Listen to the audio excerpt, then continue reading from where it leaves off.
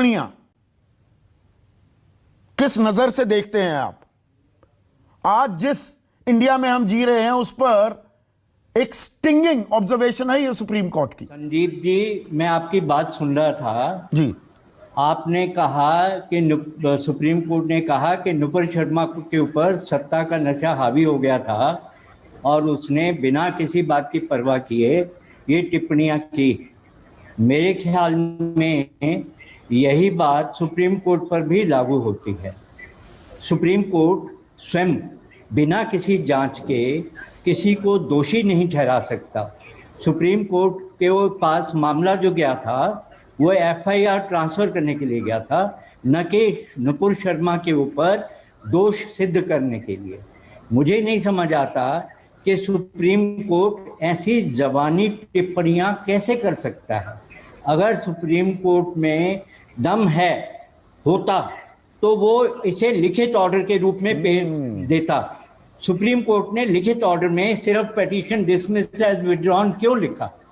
क्यों नहीं पूरी अपनी टिप्पणी लिखित ऑर्डर में दी, ताकि सुप्रीम कोर्ट को आईना दिखाया जा सकता कि आपके पास क्या अधिकार है कि किसी केस की बिना ट्रायल के आप उसको दोषी भी मान लेते हो, खुद ही प्रोसिक्यूटर बन जाते हो, खुद ही चार्ज लगाते हो, उसे दोषी ठहरा करके वो अपना फैसला मौखिक में सुना देते हो। इससे एक बहुत बड़ा गलत संदेश पूरे देश में जाता है कि सुप्रीम कोर्ट के ऊपर सत्ता का नशा हावी रहता है और जो मर्जी बोल दे उसको कोई रोकने वाला नहीं है। एक चीज और जो सुप्रीम कोर्ट ने कही कि आप मजिस्ट्रेट के यहाँ क्यों नहीं गए। सुप्रीम कोर्ट कितने केसों में, अनगिनत केसों में मजिस्ट्रेट, हाई कोर्ट सबको बाईपास करके अमीर लोगों की पिटीशनें खुद सुनता है और न केवल सुनता है, रात के 12-12 बजे सुनता है। ऐसे केसों में आप सुप्रीम कोर्ट को क्या कहोगे? कैसे सुप्रीम कोर्ट इस प्रकार बिना सुने, बिना किसी तथ्यों के जाने वो टिप्पणी कर सकता है? अगर नुपुर शर्मा ने गलत बोला है तो ये नीचे की ट्रायल कोर्ट का काम है देखना कि उसने तथ्यों के विपरीत बोला है या तथ्यों के आधार पर बोला है। अगर उसकी टिप्पणियां गलत हैं तो उसे ट्रायल कोर्ट सजा देगा।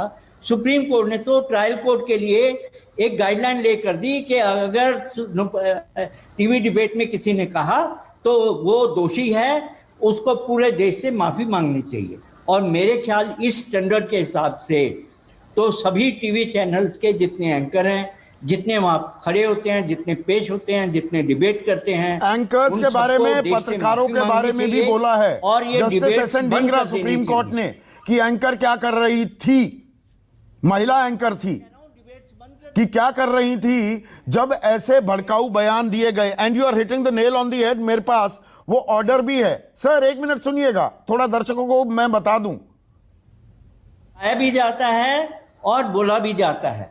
एक सेकंड में ऑर्डर भी पढ़ दूं तो ऑर्डर में ये तो नहीं कि सुप्रीम कोर्ट जो है उस टीवी डिबेट की तरह बैठ करके वो राजनीतिक भाषण दे।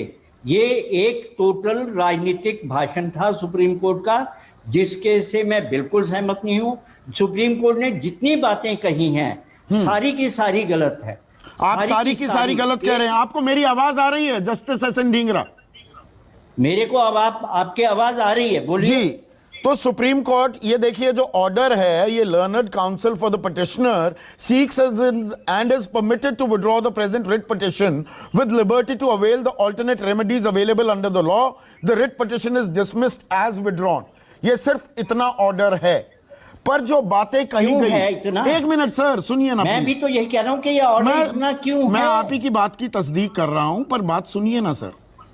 सुप्रीम कोर्ट ने यह भी कहा कि दिल्ली पुलिस रेड कार्पेट बिछाए हुए थी, एफआईआर है तो गिरफ्तारी क्यों नहीं होती? अगर मोहम्मद जुबैर की गिरफ्तारी हो जाती है एक ऐसे ट्विटर हैंडल की शिकायत को संज्ञान में लेते हुए जो अब एग्जिस्ट नहीं करता, तो क्या यह एक अहम ऑब्जर्वेशन नहीं है सुप्रीम कोर्ट की?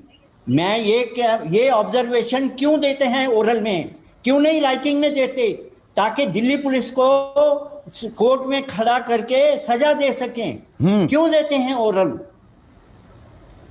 क्यों ऐसी ओरल टिप्पणियां करते हैं जिनका कोई अर्थ नहीं होता, कोई रिकॉर्ड नहीं होता, जिनके ऊपर कोई कार्रवाई नहीं कर सकता सुप्रीम कोर्ट?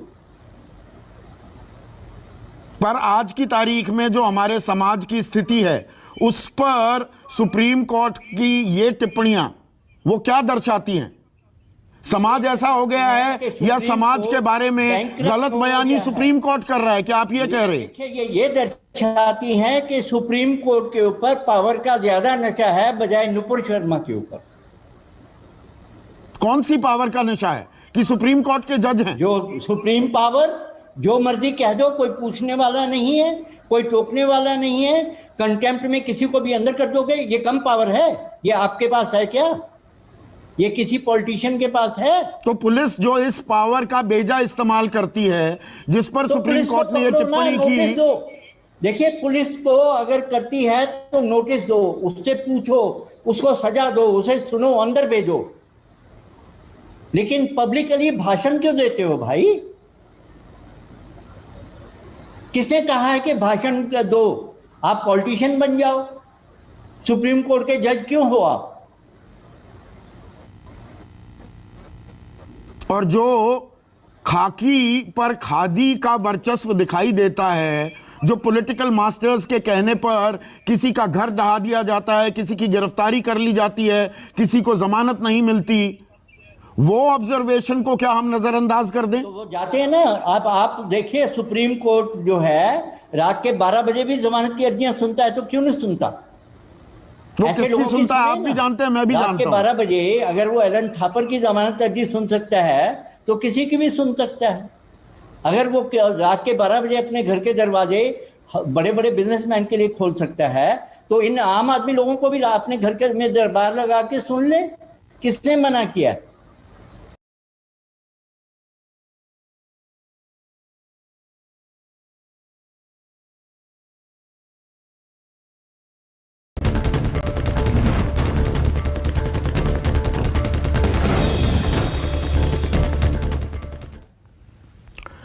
नमस्कार।